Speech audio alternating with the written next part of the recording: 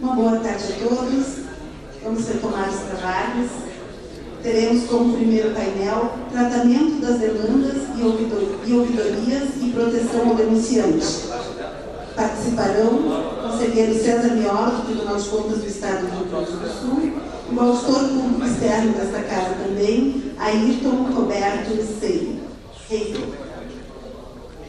Conselheiro César Miola é bacharel em Direito, licenciado para o Magistério no Ensino Técnico e pós-graduado em Direito Processual Civil. Exerceu as funções de assessor secretário e procurador em diversos municípios gaúchos.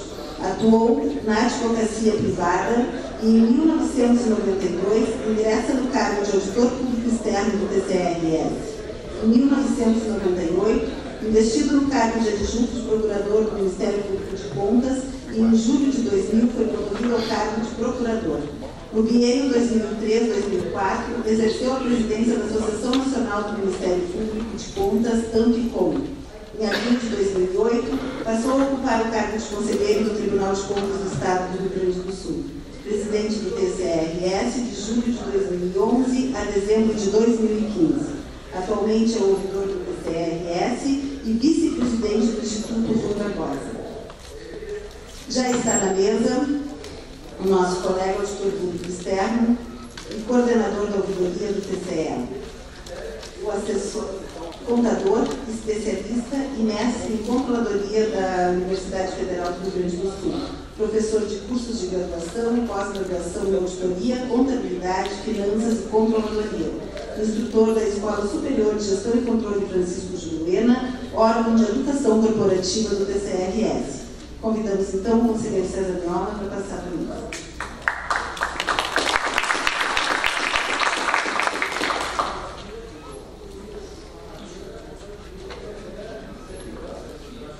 Muito boa tarde. Quero inicialmente agradecer ao presidente Sebastião Elvésio, presidente desta casa, Marco Peixoto, pelo convite e pela oportunidade de estarmos aqui hoje, eu, conselheiro ouvidor do nosso TCE Gaúcho, e o Ayrton Rebaio, que é o coordenador executivo da ouvidoria do Tribunal de Contas do Estado do Rio Grande do Sul, para falarmos um pouco acerca da nossa ouvidoria e atividades que estão em desenvolvimento, projetos em curso, enfim, nos apresentarmos e também, por conta disso, nos colocarmos à disposição. Quero desde logo dizer que seguramente a parte mais atrativa da palestra ficará por conta do nosso coordenador executivo. Mas eu, acompanhando as atividades da ouvidoria da casa desde a sua criação, na época eu ainda era procurador do Ministério Público de Contas, tenho bem presente a importância que ao longo de mais de 10 anos esse órgão do nosso Tribunal de Contas tem para o próprio tribunal, mas sobretudo na sua relação dialógica com as instituições, com a sociedade do Rio Grande do Sul. A evolução na sua estrutura, a intensificação desse canal de comunicação do Tribunal de Contas ao longo dos anos e, em particular, depois de promulgada a chamada Lei de Acesso à Informação. Não faz muito, nós ainda tínhamos a Corregedoria Geral e a Ouvidoria do TCE do Rio Grande do Sul jungidas numa única estrutura com um único titular. Aqui na nossa casa, a função de ouvidor é cometida a um dos 7 conselheiros e, até então, quem exercia esse mistério era também o corregedor e o ouvidor. Eu, pessoalmente, sempre tive uma posição discordante desse formato, até porque, em determinados momentos, pode surgir situação, inclusive, de antagonismo, de algum nível de conflito interno. Não é a melhor das soluções, defendo eu, e o tribunal já há alguns anos evoluiu para o modelo atual. O que é que nós temos procurado fazer em termos de ações da nossa ouvidoria. Antes de mencionar esses projetos que vão ser agora apresentados na tela, eu gostaria de fazer uma consideração preliminar. Penso eu que a melhor forma de darmos efetividade ao trabalho da ouvidoria, fazer com que ela cumpra com a sua missão, é ser o próprio Tribunal de Contas um exemplo no seu procedimento de comunicação com a sociedade. É preciso que o cidadão, sobretudo ao acessar os nossos portais, encontre ali elementos e informações sobre a vida da própria instituição, e aqui se fez referência hoje a alguns déficits que temos em relação à nossa própria capacidade de comunicação, em relação, se disse aqui, à exigência da Lei Complementar 101, mas não apenas em relação a ela. Em resumo, nós devemos ser exemplares em relação aos temas em relação aos quais exercemos a nossa competência de controle e fiscalização. Mais do que isso, devemos disponibilizar informações para a sociedade na chamada transparência ativa, que vão para além da própria vida administrativa da instituição e alcancem aquele acervo do qual somos depositários em face das nossas competências constitucionais. Assim, salvo aquelas informações classificadas com algum nível de reserva, de restrição, de sigilo, tudo ou mais é público e como público deve ser tratado. Por que digo isso? Porque na nossa experiência, muitas das demandas recebidas na ouvidoria do Tribunal de Contas nascem de incursões do cidadão, sobretudo do cidadão gaúcho, no nosso próprio portal. Não raras vezes, o denunciante, vamos assim chamá-lo, colocando um pouco entre aspas essa expressão, nos informa da ocorrência de irregularidades e inconformidades em estruturas da administração pública do Estado ou dos nossos municípios, a partir de elementos que ele identificou no nosso portal. Um exemplo concreto e bem recente. O cidadão vem ao Tribunal de Contas e diz: olha, eu consultando o portal de dados abertos do Tribunal de Contas, verifiquei que a determinada obra, se tratava, se não me engano, de um centro esportivo, de um ginásio coberto, nesse investimento o município X já pagou tantos milhões de reais. E eu quero lhe dizer que a situação desse imóvel é exatamente a seguinte, e colocou, não ainda no aplicativo que o TCM do Ceará tem, mas que nós estamos em busca de, anexou essa informação ilustrando, este é o estado da obra que no próprio portal do Tribunal de Contas se indica absorver o show que nós disponibilizamos no nosso portal e muitas outras instituições de contas o fazem, com exemplo, diretor-geral da Casa, todas as despesas dos nossos 497 municípios.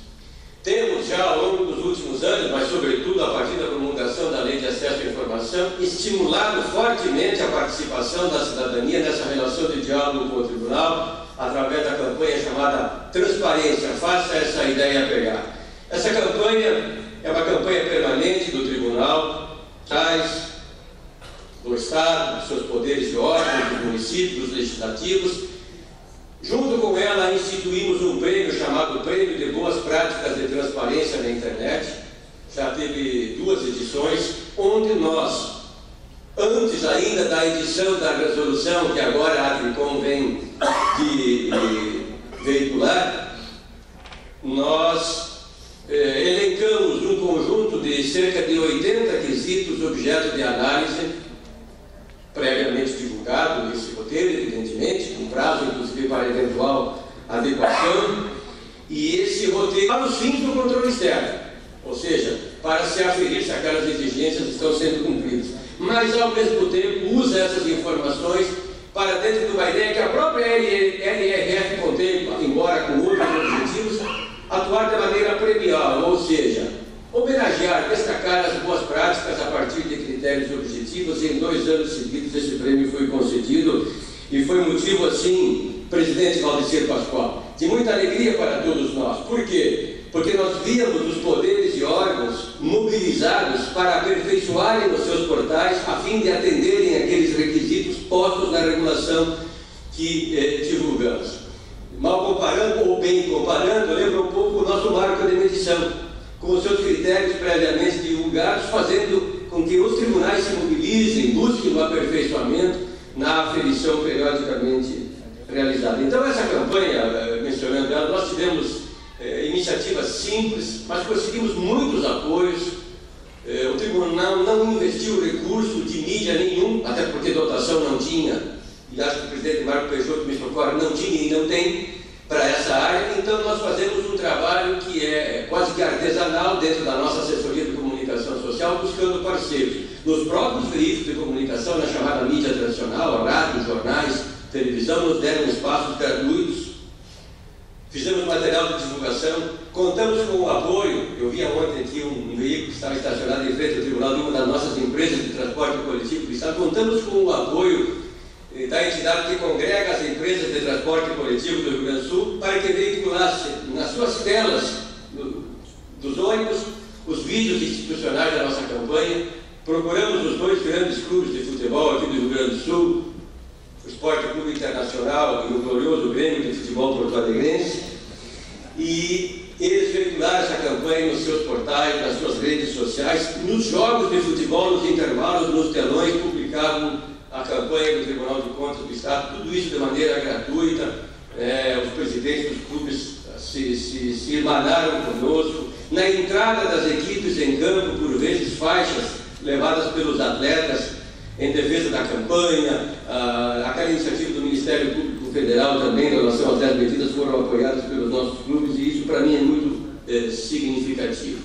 O Banco do Estado do Rio Grande do Sul abriu em todos os seus terminais de atendimento espaços para veicular a mensagem do Tribunal de Contas dessa campanha. Então, enfim, eu poderia citar aqui muitas outras iniciativas, as praças de pedágio que distribuíram nossos folders, a Companhia Estadual de Energia Elétrica que colocou na conta de luz a nossa campanha. Tudo isso são ações. Procuramos parceiros institucionais, não é, que ajudaram e estão ajudando muito nesse trabalho de divulgação da Lei de Acesso à Informação e do próprio portal do Tribunal de Contas, que é um grande repositório de informações. Especificamente em relação às ouvidorias, a partir dessa premissa, digamos assim, que é o tribunal se comunicar e permitir que a sociedade o procure através de canais facilitados, seja do telefone, do e-mail e agora também do aplicativo, nós estamos agora procurando fazer um movimento adicional e preparamos um curso de ouvidorias públicas para a esfera municipal. Esse curso foi formatado a partir do levantamento que nós fizemos, verificando que a maioria dos municípios do Rio Grande do Sul não tem ouvidorias. Às vezes há um espaço colocado lá, mas não são organismos estruturados. Então, nós queremos estimular que os órgãos públicos tenham as suas ouvidorias e que elas funcionem, que elas tenham efetividade. Por quê? Quiçá, muitas das questões que nós poderemos vir a localizar na nossa função de controle poderão ser tratadas, mitigadas, resolvidas na relação do cidadão com aquele próprio poder, com aquele próprio órgão. Então, esse curso, ele está com as inscrições abertas, estão a partir do dia 12, se eu não me engano, né? Isso. Vai ser desenvolvido no formato EAD, Educação à Distância, não é? Preparado por técnicos aqui da nossa casa, sob a organização e a coordenação da nossa Escola Superior de Gestão e Controle, Francisco Juruena. O Ayrton, inclusive, está aqui, junto com outros colegas, vão fazer a tutoria. Vão ser, na prática, os instrutores, os responsáveis por esse curso, e nós estamos recebendo inscrições, e eu tenho, assim, a confiança de que vai ser uma contribuição muito efetiva do Tribunal de Contas para ajudarmos a organizar ouvidorias nos 497 municípios do Estado do Rio Grande do Sul. Nesse primeiro momento, o nosso foco são os agentes públicos locais, prefeitos, vice-prefeitos, vereadores, secretários, agentes que eventualmente já atuem no controle interno, para que nós tenhamos, nesse momento, essa possibilidade de os poderes executivo e legislativo do Rio Grande do Sul, dos seus municípios, desenvolver um trabalho efetivo de ouvidoria e de diálogo com a sociedade. Inclusive, é importante dizer, o Tribunal tem um trabalho iniciado nesse sentido, não é uma tarefa exatamente fácil, mas há um projeto que se pretende levar em frente para que, no futuro, o Tribunal de Contas possa verificar qual é o nível de resposta que as ouvidorias locais dão para as demandas recebidas. Não é? Como é que isso funciona? Bem, o cidadão faz uma reclamação, faz uma demanda ou faz uma denúncia para aquele órgão. Qual é a relação que ele tem? Nós sabemos, como cidadãos, e eu já vivi essa experiência, muitas vezes reclamos que nós levamos ao poder público não são atendidos, recebemos um número de protocolo e depois temos dificuldade de acompanhar. Então, um objetivo que nós temos pela frente é de que possa o tribunal, à medida do tempo, nós já fizemos uma experiência piloto há algum tempo, possa verificar o índice de efetividade da atuação desses órgãos de ouvidoria da administração pública do Estado. A próxima tela que vai aparecer aí é um trabalho que nós fazemos periodicamente, que hoje também foi lembrado pelo conselheiro Hélio Parente, de nós divulgarmos os nossos relatórios. E eu tenho feito mais, conselheiro Hélio Parente. Além de levar os relatórios da ouvidoria ao presidente, nós disponibilizamos eles para toda a casa. Toda a casa recebe as informações da ouvidoria. Todas as unidades técnicas, os conselheiros, do Ministério Público de Contas, e divulgamos para a sociedade, através do nosso portal, uma síntese desse trabalho da ouvidoria, no caso aqui, quadrimestralmente. Outro trabalho que nós desenvolvemos, e eu mencionei ele anteriormente, foi esse exatamente de aferir, diagnosticar a situação das ouvidorias do Estado do Rio Grande do Sul, sobretudo dos municípios e Executivo e Câmaras de Vereadores. Então, na tela aparece aí um questionário com algumas das mais de 20 questões que nós estamos encaminhando através da unidade técnica do Tribunal de Contas para todos os municípios do Rio Grande do Sul. Estamos articulando, eu mesmo já conversei com todos os ouvidores da área estadual, da Assembleia Legislativa, do Poder Executivo, do Poder Judiciário, do Tribunal de Justiça Militar, do Ministério Público e da Defensoria Pública, uma rede de ouvidorias na esfera estadual, para que nós possamos compartilhar experiências, definir eventuais fluxos de informações. Nós, particularmente aqui no Tribunal, somos destinatários de muitas demandas cujo efetivo responsável por sua resolução é um outro órgão. Então, criarmos um fluxo de remessa, de transmissão dessas informações com agilidade, com rapidez, e vamos então, até o final do mês, essa reunião já está agendada, definirmos a celebração de um protocolo e de uma rede de comunicação entre as ouvidorias do Estado do Rio Grande do Sul. Esse material que está aparecendo aí, nós distribuímos nas pastas do evento, eu apenas estou ilustrando aqui. São folders que tratam, um deles, o primeiro, da nossa ouvidoria, de como o cidadão pode se comunicar conosco, que tipo de demandas ele pode trazer ao Tribunal de Contas. O que está mais lá no outro extremo trata da Lei de Acesso à Informação, repetindo que, no nosso entendimento, não é possível falar em ouvidoria sem incentivar a chamada transparência ativa, sobretudo, mas também a passiva, e, portanto, esse folder, cuja folha de rosto está naquele extremo, fala exatamente sobre as principais disposições da lei, os prazos para o fornecimento das informações que são solicitadas, os eventuais recursos que podem ser interpostos. Aqui no caso do Rio Grande do Sul, nós temos uma experiência bastante, eu acho, já ilustrativa do atendimento de demandas da Lei de Acesso à Informação. Por força de normativas internas, a unidade responsável pelo atendimento às solicitações feitas com base na Lei de Acesso à Informação é a nossa Direção-Geral. E a sistemática de fornecimento dessas informações prevê que, uma vez o diretor-geral indeferindo o pedido, o que proporcionalmente acontece em poucos casos, porque não atende às exigências da lei e da nossa regulamentação, cabe recurso ao presidente do Tribunal de Contas. E a partir do ano passado, inclusive seguindo a sugestão de alguns pesquisadores dessa área, nós estabelecemos mais um canal recursal.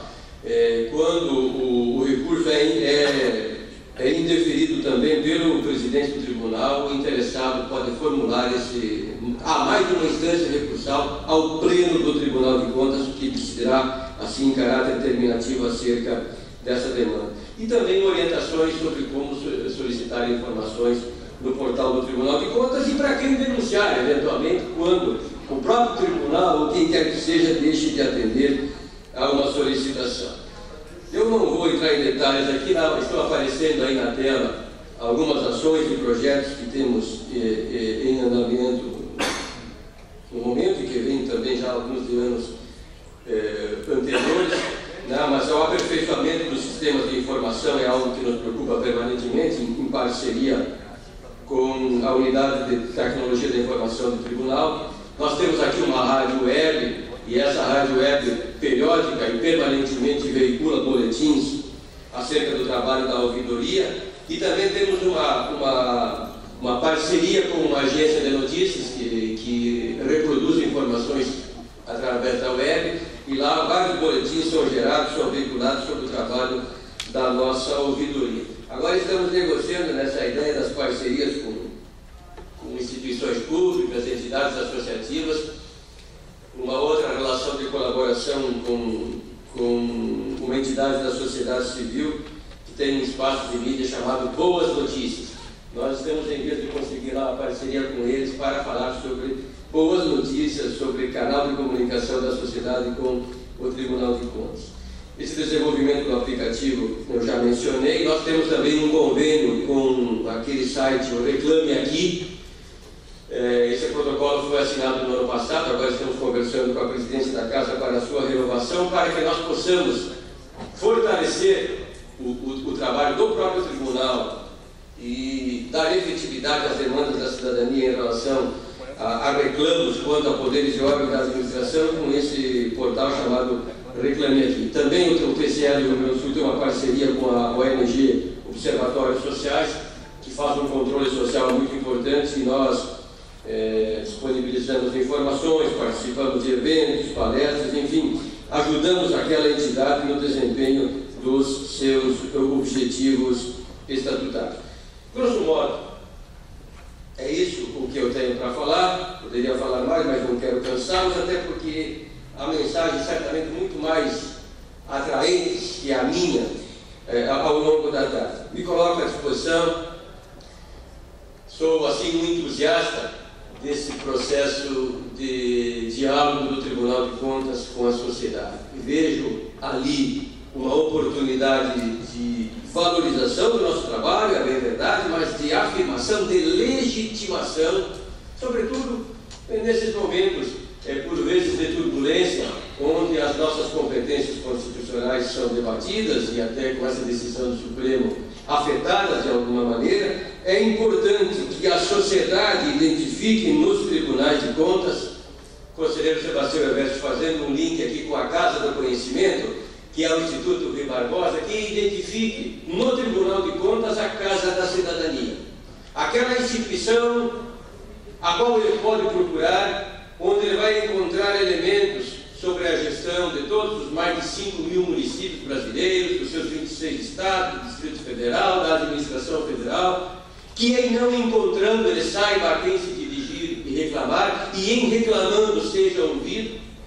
Enfim, termos no processo de comunicação, não apenas para cumprir o princípio constitucional da publicidade na sua plenitude, mas como um dever cívico dos tribunais de contas exercitarem essa relação, que gosto muito de repetir, dialógica com a sociedade brasileira. E eu, de maneira particular, pessoal, como ouvidor aqui do tribunal, me coloco à disposição para que possamos continuar dialogando, aperfeiçoando esse processo, sobretudo o conselheiro Hélio Parente, o conselheiro Gilberto Jales, na nossa diretoria da Atricom, né? Nossa, que eu digo, eu não faço parte da diretoria, mas me sinto um membro ad hoc, sempre disposto a participar e a cooperar. E agora eu peço que o Ailton dê continuidade para concluir a nossa exposição. Muito obrigado.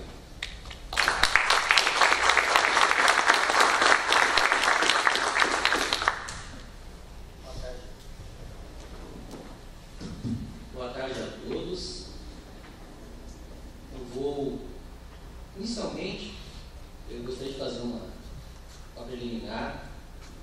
que muito tem a ver com o tema central que eu vou discorrer. Agora, em dezembro de 2015, a CGU ela lançou um programa chamado de fortalecimento das ouvidorias. Por conta disso, o acordo termo de participação, são cedidos os sistemas. Eu acho que o principal que vem nesse acordo de cooperação é o sistema que a CGU disponibiliza, um sistema robusto. Ele vem gratuito, não precisa então se preocupar com manutenção. E comecei a explorar um pouco esse assunto. E se a gente pensar um pouco do que vem primeiro? O que vem primeiro? A cultura local, as externalidades da cultura local e que vão levar à concepção de uma legislação local de ouvidoria, ou o sistema de informação para gerir os dados da ouvidoria? Bom, a resposta é fácil. Normalmente, nós escrevemos uma norma, ela está carregada daquela cultura local para que seja executada, então, seja com apoio do sistema. Bem, acontece que o sistema da CGU ele não aceita demanda, ou melhor, ele não aceita demanda que não seja identificada. Logo, demandas que gostaria de fazer em sigilo, ela não possibilita você fazer.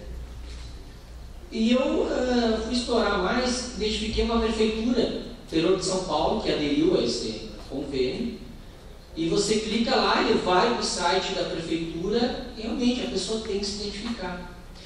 Então eu só queria fazer essa preliminar de quem está realizando essa demanda. E se a gente observar, a grande maioria dos nossos municípios brasileiros são municípios pequenos, as pessoas se conhecem, se cruzam no dia a dia, e eu queria colocar esse assunto como forma de reflexão nessa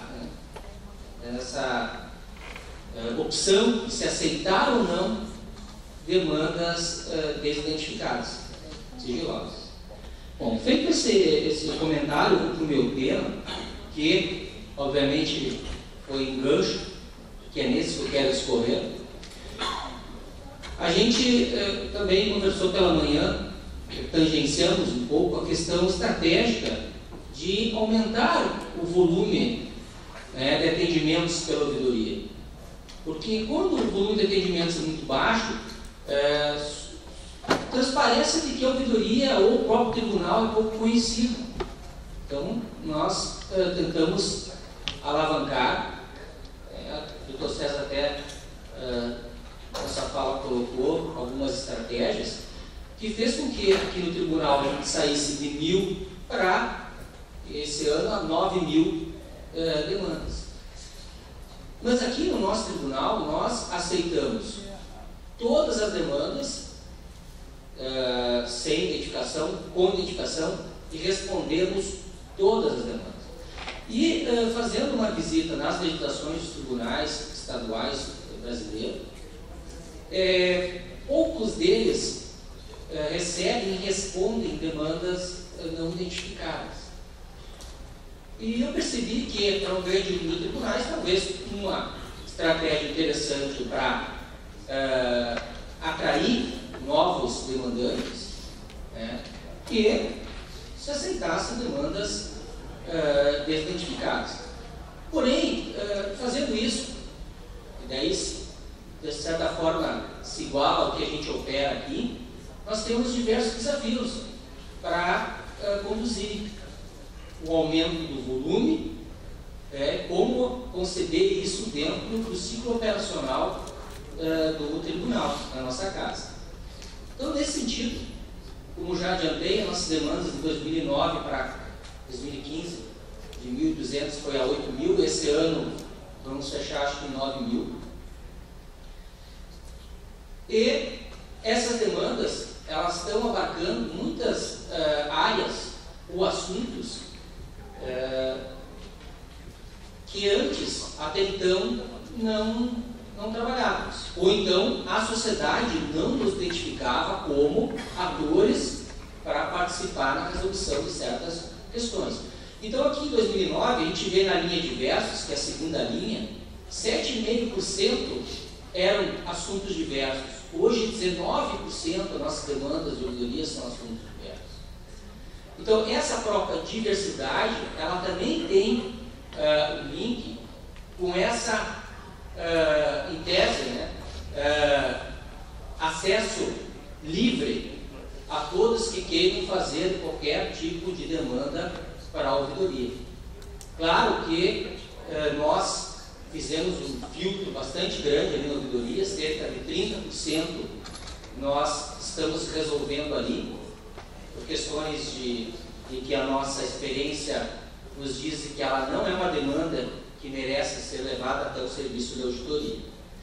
Bom, dado que a ouvidoria, então, é um importante instrumento, né, de combate à corrupção e incentivar o controle social, é um dos velados caminhos para que a gente possa acolher, né, que a gente possa se antecipar em atuação dentro do interesse público, e que o agente público assim se conduza, nós vamos nos deparar com algumas situações problemáticas. Então, ampliar o controle social, né, com as denúncias, que venham boas denúncias, que venham denúncias que realmente façam a diferença e impactem aquela comunidade local. Num primeiro momento, há de se pensar que as denúncias precisam estar protegidas. Então, até pela manhã, na minha fala, teve até uma pergunta com relação a conduzir um grande volume de demandas, que é o nosso caso. Por exemplo, nós há pouco tempo, na ouvidoria, enviávamos para o controle interno situações mais leves para que ele se manifeste. Por exemplo, a denúncia é de que os ônibus escolares estão sem cinto, são velhos, sempre estragam, certo? E nós, uma situação dessa, em que você precisa realmente um dia a dia, a denúncias de que o ônibus, no decorrer do caminho, em vez de alunos, leva também não alunos. Bem, nós acionávamos o controle interno, nossa auditoria, então, replicava lá para ganhar tempo o controle interno pelo sistema. Acontece que esse movimento nós fazíamos ele com muito cuidado, passando o texto para o controle interno, que não é o texto que nós recebemos do demandante.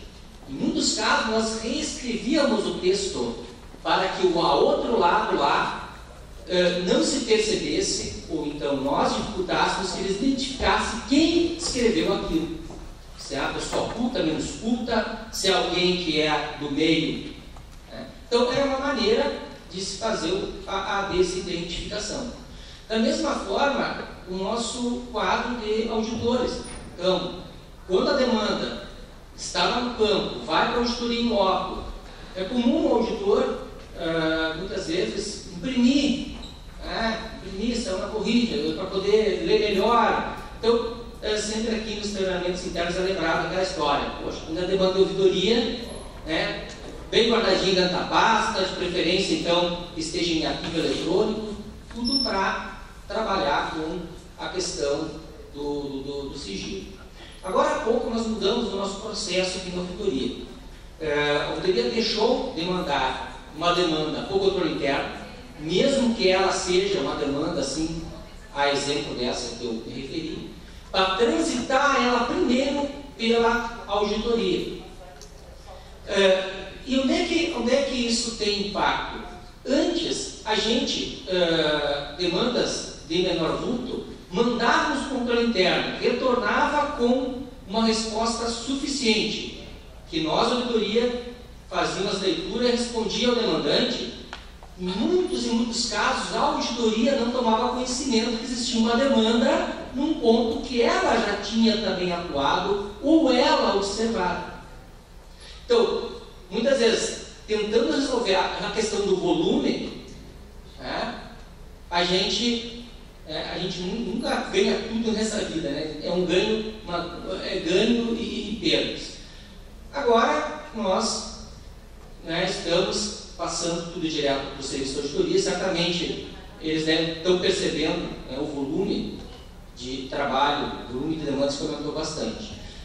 Passou isso a ser executado através do plano operativo definido pela área municipal nesse ano, que é onde nós temos 95% das demandas de auditoria. Bem,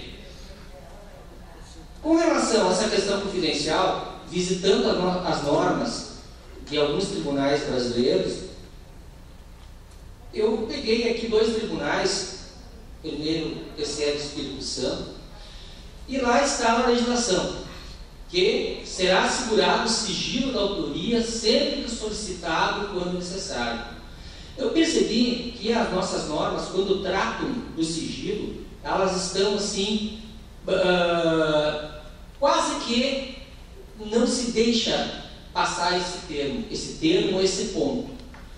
Nós já tivemos casos aqui na ouvidoria de receber 2, 3 vereadores juntos, querendo o IP das máquinas que fizeram aquelas demandas anônimas.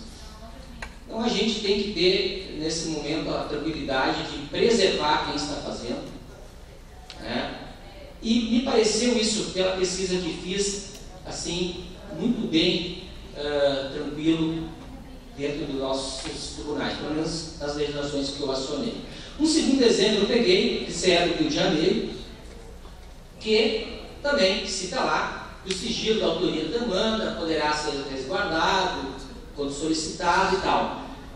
Mas conversando com colegas que estão no meio, a gente percebe assim essa forte apego a proteger aquele que quer trazer informação privilegiada para a gente poder atuar. Bem, passada a questão do sigilo, nós, ouvidoria, então recepcionamos essas demandas e eu trago aqui uma primeira situação problemática. Se eu quiser ampliar o meu volume de demandas, né, recebendo e tratando demandas anônimas também. Bom, se eu pegar o exemplo do Espírito Santo com relação a esse ponto, ela diz assim: serão informadas a todos os usuários da auditoria as providências adotadas em suas respectivas manifestações, salvo quando não houver identificação do autor. Então vamos supor que o tribunal lá do Espírito Santo, né, para incentivar, né, e atrair o público dentro do âmbito do controle social, ele mudasse essa estratégia, né, e respondesse também aquelas, né. Obviamente que nós fizemos isso porque o nosso sistema está preparado para isso. O nosso sistema gera uma senha, nosso sistema gera um número, e através disso tudo se resolve. Inclusive, seguido recebemos ligações onde do outro lado se identifica alguém como demandante e diz: eu tenho o número da demanda, só que eu perdi a senha. E a gente então, infelizmente, tem que dizer: olha, sinto muito, vai ter que fazer uma nova demanda para colher uma nova senha. Por quê? Porque a gente tem que atuar na premissa de proteger quem fez essa demanda. Porque essa demanda, esse número, ele pode ter ficado em cima de uma mesa, uma prefeitura municipal, qualquer órgão. Alguém que conhece um pouco o tribunal vai saber que nós temos um código no meio do número do protocolo, que é o 0299, que é um código que identifica que isso é um documento que não é de um processo de contas. Então nós tomamos esse cuidado. Bem, ainda com relação à demanda identificada, então, ou anônima, no Rio de Janeiro, lá está na legislação que a ouvidoria não receberá manifestações anônimas. E se ela muda a sua estratégia e passa a aceitar? Certamente, né, as pessoas talvez, e isso aqui não é uma crítica, né, vocês estão entendendo, eu estou tentando levantar o problema para a gente discutir. porque vejo assim a PICOM como indutora, né, de boas práticas, e já tem, tive lendo a instrução que trata desse tema. Talvez tenhamos que, se a gente quiser, também tratar esse assunto que, claro, tem suas polêmicas. Bom, se eu então receber demandas identificadas e anônimas, eu vou ter um impacto no volume das demandas. Esse impacto no volume vai fazer com que eu repense que tipo de resposta eu vou dar para o demandante. O demandante, na verdade, ele espera uma resposta conclusiva. Ele espera assim: olha, eu estou te dizendo que está acontecendo tal coisa. Ele fica esperando que você diga: olhamos, aconteceu, não aconteceu. Dificilmente ele está esperando lá que a gente diga: olha, muito obrigado, quando der nós vamos olhar. Então trabalhar por uma resposta conclusiva, que é da forma que nós trabalhamos aqui, dá sim um trabalho bastante pesado, uma responsabilidade grande, principalmente quando você quer às vezes evoluir para novas formas de contato, como é aplicativo, WhatsApp, por exemplo. Estou aqui o tempo, eu vou conseguir terminar.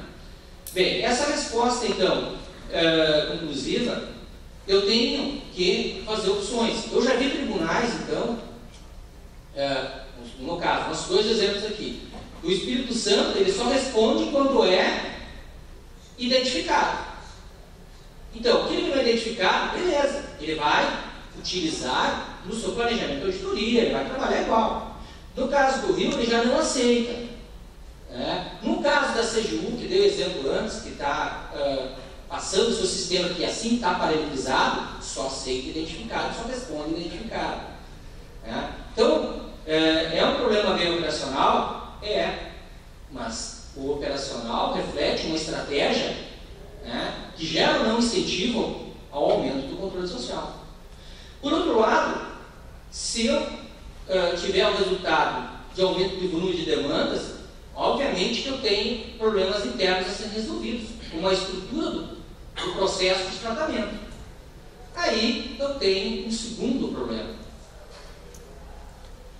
Então, o primeiro, que eu já perpassei, é quais as intercorrências de eu receber ou não identificado e responder ou não. Se eu trabalho uma situação que alavanca o volume de demandas, eu depois vou ter que refletir sobre o tratamento. Ora, nosso ciclo operacional de auditoria, num plano de auditoria, pelo menos o da nossa casa, ele perpassa 10 meses, 11 meses, tem todo um planejamento para que a casa consiga girar todo o seu estoque de jurisdicionado dentro das suas escolhas, da sua matriz de risco. Mas aí, se eu recebo uma demanda e ela é muito importante, mas eu vou nesse município daqui a 5 meses, qual é a decisão que eu vou tomar? Eu vou trabalhar ela de imediato? Como?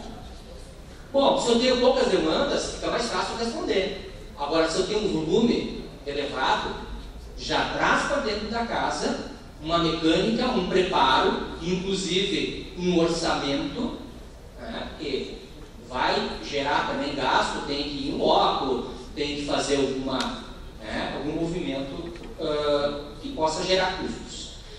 E, como já falei pela manhã, pelo menos é a nossa experiência aqui, quando a gente tem dentro da avaliação da demanda, o tratamento da demanda que o demandante faz, a pior avaliação que é ruim, 70% dos casos, ele diz que é ruim porque demorou muito. Então, nós temos alguns dilemas. Se a gente aumentar o volume, nós vamos ter que trabalhar de uma forma que esse prazo médio, no nosso caso, no tribunal, hoje o prazo médio está em torno de 60 dias, ele vem caindo, isso sinaliza de que certas ações que a gente está tomando, elas estão cooperando com a questão da resposta. Porém, sempre vai ter aqueles que estão fora dessa média, e esse vai colher uma resposta desfavorável, que vai fazer com que ele também multiplique no seu ambiente local, que lá não adianta ir, ou que lá as coisas demoram, porque lá não é o caminho. Então, é importante para nós o ganho de reputação com essas respostas dentro de um prazo coerente. E também que esteja atrelado a um tipo de resposta, então, de preferência conclusiva. Porque eu posso muito bem fazer um prazo bastante rápido de resposta, dizendo que eu vou olhar no momento adequado. Se eu fizer um cálculo médio, meu prazo de resolução das demandas é curto. Mas a qualidade da resposta que for para o demandante, ele vai lá na nossa ouvidoria e vai dizer péssimo. Então eu trago um pouco dessas reflexões, um pouco, o Dr. César, assim, do nosso operacional e do que a gente quebra a cabeça para tentar melhorar um pouco. Ainda no campo dos exemplos, com relação à resposta ao demandante, eu pego aqui lá do Espírito Santo, onde que diz que a manifestação será sumariamente encerrada nos casos onde ela estiver inapropriada, baixo calão, duplicidade, inconsistente, que é muito característico de quando nós temos, ou melhor, nós recebemos demandas desidentificadas. Porque a pessoa dela entra lá, escreve o que ela quer, o que ela pensa, e aí nós vamos ter que aumentar o filtro. Gostei do artigo 26 que diz que será considerada concluída a manifestação quando ela recebeu uma resposta fundamentada. Claro, detalhe, porém, aqui os nossos colegas lá, eles só respondem as identificadas. Então, o volume é menor, a estrutura do processo de auditoria é menos pesado para atender uma nota de avaliação superior por quem fez. Desculpa, eu queria mostrar o exemplo do Rio de Janeiro. Para fechar, estou terminando. Onde é que lá diz que é considerada a demanda concluída. E o interessante aqui, se eu olhar primeiro o artigo 12, ela diz que o prazo máximo, a gente fala em prazo aqui, aliás, a pesquisa que eu fiz, é muito difícil de achar uma legislação com prazo. Justamente porque a gente lida com esses dilemas realmente internos. É complicado. E o próprio plano operativo é dinâmico.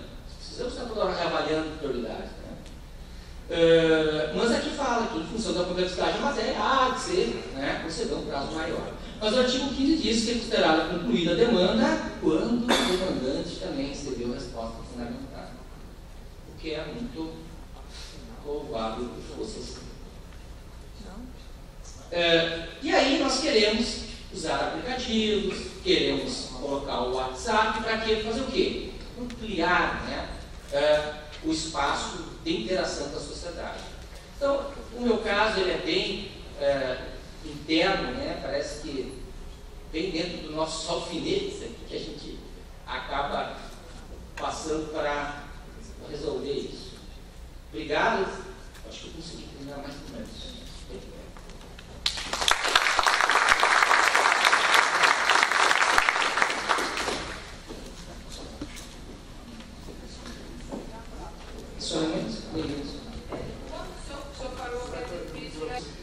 Mas o prazo de resposta, porque do jeito que nós trabalhamos, nós temos o prazo de 10 dias e de 15 dias, porque nós ficamos alimentando o cidadão. A resposta final vai depender também, porque algumas vão precisar de haver inspeção, outras apenas o setor nos dá a informação, a gente retorna, pode variar desses 15 dias até um ano a resposta final. Mas nós ficamos alimentando de 10 em 10 dias, de 15 em 15 dias o cidadão, que é o que satisfaz a ele saber que está sendo ouvido. Perfeito. Esse problema, esse é um dos remédios para atenuar essas avaliações que eu acabei de comentar. E nós aqui temos lá dentro do nosso pessoal de informática já o pedido para isso. O nosso sistema, ele não permite nós fazermos respostas intermediárias para ir atenuando esse problema. Só que isso já está dentro do nosso sistema lá de informática, pedido para que isso possa ser resolvido. Não que não possa, só que nós temos uma mecânica que nós temos que trazer de volta a demanda que já está na ouvidoria, responder e devolver. E isso acaba gerando uma confusão muito grande. Então nós pedimos esse acerto do sistema. Mas muito boa a tua observação. Inclusive, né, é nessa linha que nós estamos tentando também encaminhar isso.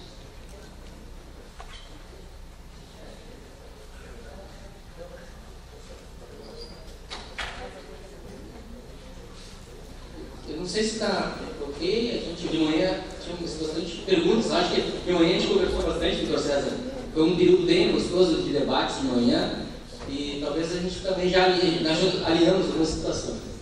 Obrigado. Então, agradecemos, convidamos o conselheiro Sebastião Alves para fazer a entrega então, do certificado.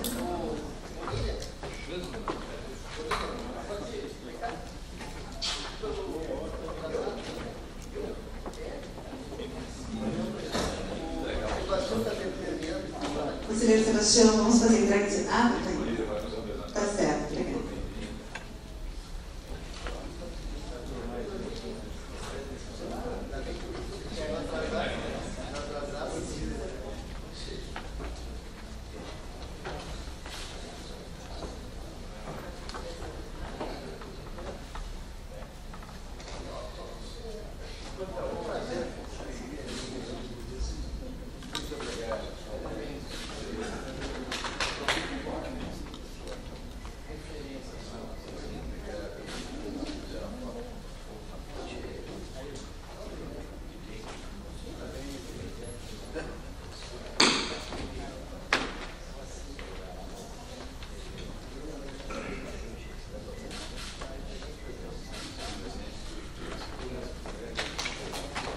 Obrigada, então, equipe.